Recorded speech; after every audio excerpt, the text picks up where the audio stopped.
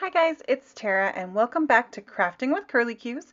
Today I am back with another fabulous greeting farm project as a guest designer for them, and I am so excited to be sharing this really fun spinner card featuring the Owl Yours stamp set with you guys. So this is that adorable stamp set, and it's actually a Valentine's Day themed stamp set, but I of course in my fashion purchased it back at Valentine's Day and have not used it. And I'm obsessed with owls, so this really surprises me that I haven't used it yet. But I have a friend who asked me to make some cards for her kids. They're going on vacation and she wants to give them a little something before they go.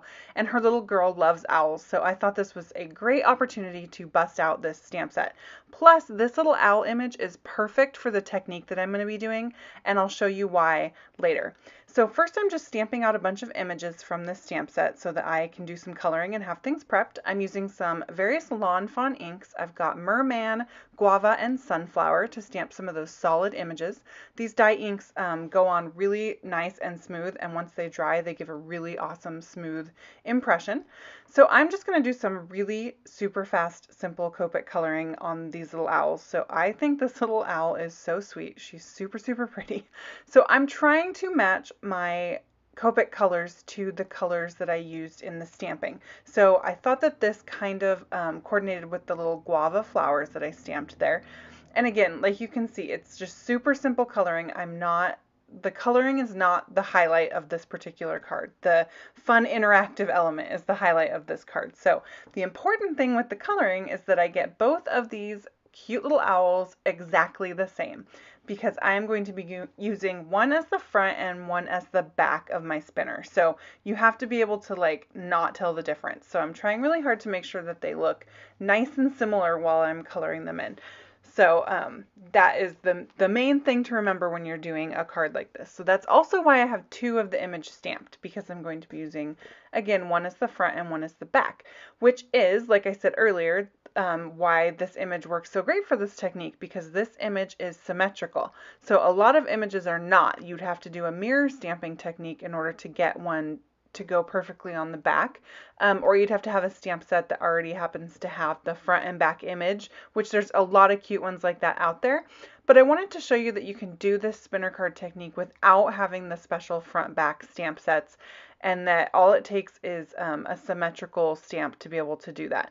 So I found this one, and I thought it was, at first I thought that little bow was going to be a problem. I thought it stuck out outside of her little owl-shaped body, but it totally doesn't. So it worked out perfectly because I didn't have any funky lumps or bumps that aren't the same on either side of this sweet little owl. So she works out beautifully for my project here. So I just wanted to, while I'm coloring here, fill you guys in on, I am just really, I don't know what my camera's doing. Sorry, totally random. Again, I told you guys a couple weeks ago that I got a new phone, so I'm filming with a different phone, and I'm trying to figure out like the zooming, because the main thing that I don't like when it zooms all over the place, but it looks like what it's doing instead of zooming all over the place is adjusting like the light source based on where my hand is. So I'm gonna have to keep an eye on that. So sorry about that, guys. I totally didn't realize that this was happening. Another thing with this new phone is that it zooms in a lot closer when I'm filming. So I've had to like prop my little camera stand guy up on some like boxes. So before I could kind of peek over, I'm really tall, like I have a really long torso, so I can like stretch up like a giraffe and look over the top of things. But before I could do that and look at the top of my camera on my cell phone and see what was in the frame and such, and now that I have to put it up higher on the little stand, I have to like stand all the way up, and it's like, I risk bumping everything on my table and like spraying it all over the place. Because do you guys ever do that? Like, are you like in the middle of crafting and you bump something and all of a sudden there's like glitter all over your counter? Or embossing powder is the one that just, ugh, once it spills, I feel like I can't, it's just in the crevices of everything. So anyway, I apologize for all the little light tweakages that are going on. I was gonna fill you guys in on the fact that I'm getting ready to try to schedule like some pumpkin patches and fun fall stuff, but I wasted all my time talking about cameras and bumping and all that jazz. So moving right along, I have got some Audrey Blue cardstock from Simon Says Stamp, and I'm using my Avery L Wonky stitched rectangle die to cut out a piece of that cardstock. And now I'm going to create a background on there. So I've got this background stamp from My Favorite Things. It's absolutely beautiful. And it's got this really fun detailed pattern on it. And I thought it would be fun to clear heat emboss this on the front of this Audrey blue cardstock. So just to give it a little something extra, I mean, the blue is beautiful and it matches her little owl belly there and that merman ink like perfectly. But I wanted to just give it some interest. So you can see what I like to do when I'm using a big 6x6, goodness, that was a tongue twister, background stamp like that is put the ink on the stamp and then push my cardstock face down onto the ink and then just rub it on real good. And you get a perfect even impression almost every time. It's really great. So I did that with the Versamark and then I coated the whole thing with some clear embossing powder. And now I'm just heating it up and you can see how that gives you just a really lovely, subtle pattern that's nice and glossy and shimmery in real life, but it adds some really great texture and interest to that plain, otherwise plain cardstock. So it's such a busy pattern that on the camera it almost kind of looks a little like it makes your eyeball kind of tweak out a little bit. But in real life it's a really pretty, and when you see the still photos and the close-ups you'll see how pretty that is. So I have a card base from some Nina Solar White 110-pound cardstock. I took a piece of Post-it tape and kind of rubbed it on my hand so it's not quite as sticky because I don't want it to rip this cardstock.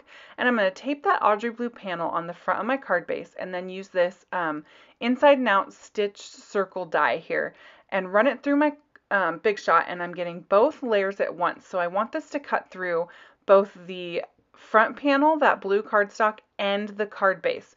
So that is going to be my window for my spinner owl when I create the spinner element of this card. Now for my sentiment, I'm going to use this really precious Smile die cut, and I'm just going to cut that out 3 times out of some Nina Solar White, and so I can glue those together later and make a nice thick kind of almost chipboard sentiment to go on the front. So you can see I fussy cut all my elements out. I didn't cut all the flowers because I wasn't sure how many I was going to need, and I didn't want to waste all my time cutting them out if I ended up not needing them, so that's why I didn't cut all those out. I'm going to line the edges with some Black Soot Distress Marker because I love doing that, and you can see how beautifully those 2 owls line up. Like, it's perfection. It's amazing. So this is the first time I've made a card like this, and I've watched several different tutorials, and they all pretty much are the same. It looked nice and simple. So I've put a little adhesive on the top and bottom of that circle on my card base. And now for the string, I didn't have any super thin string. So I took some lawn trimmings that had this silver sparkle running through it, and I just untwisted it and pulled the silver threads out to use for my spinner card. So I stuck that to the top and bottom using just some adhesive from my ATG, and then put a little adhesive on one owl and stuck it under the string. And now I'm just going to glue the second owl right over the top. So the string is running underneath through the 2 owls. So I felt like that ATG wasn't going to quite hold that string strong enough, so I busted out my score tape, which is a really strong adhesive, and popped some of that over the top and bottom of the string, and that made me feel a whole lot better about the stability of my spinner element here. So now I'm just going to go ahead and apply the front panel right over the top to cover up all those ugly strings, and because I ran it all through my Big Shot together, those circles line up perfectly and I get the exact right border around the outside. So you can see how incredibly cute that is. So when you wind it up and then you close the card, and then when the recipient gets it, they open the card and the little element spins around. So it's super fun. Like, I was really surprised, you guys, at how incredibly easy this was to create, because it's a really big impact, like super cool thing, like the kind of thing that non-card makers would go, whoa, how did you do that? But it was really simple to create. And I think that my friend's little girl is going to like that. Like, it's just something a little different. You can't really buy a card at the store that's going to do something cool like that. So I wanted to throw a little something like that in. So now that I'm all done with the main element, I'm just going to figure out how I want the rest of my stuff to go on the card. So I'm going to use some of those little leaves that I colored just to add a little bit of extra. I love that little sentiment down there. You could see that I glued each one on top of the other so that all 3 of those sentiments that I die cut are just stacked up, and that gives it a little bit of a chipboard stability feel, which is really nice.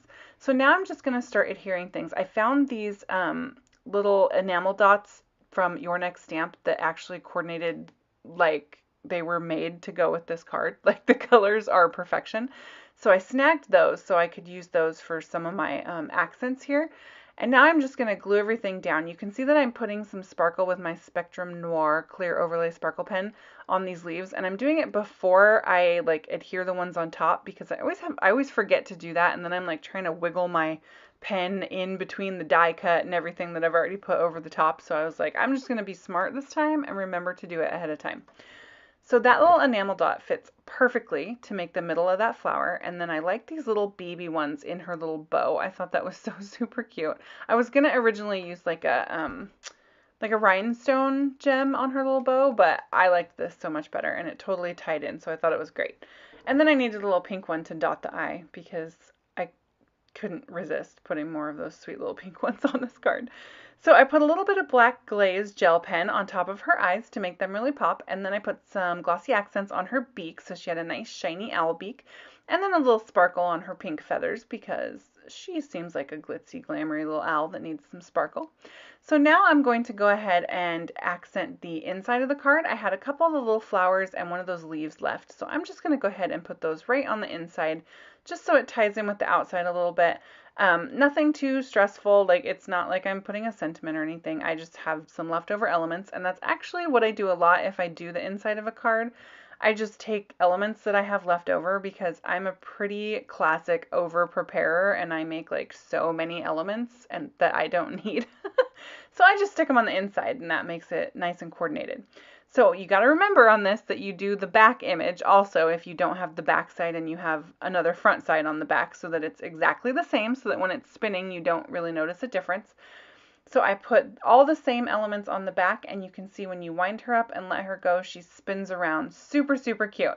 So here is a close-up of that adorable little owl, and you can see here how that background is really pretty on that Audrey Blue cardstock. That background stamp really added a lot to the front. So here are a couple more videos featuring fabulous products from the Greeting Farm. If you love this video, please hit subscribe and leave me a thumbs up and a comment. I'd love to hear from you guys. All the supplies that I use are listed below and over at my blog, and you can visit me on Facebook, Pinterest, and Instagram. Thanks so much, you guys. Bye.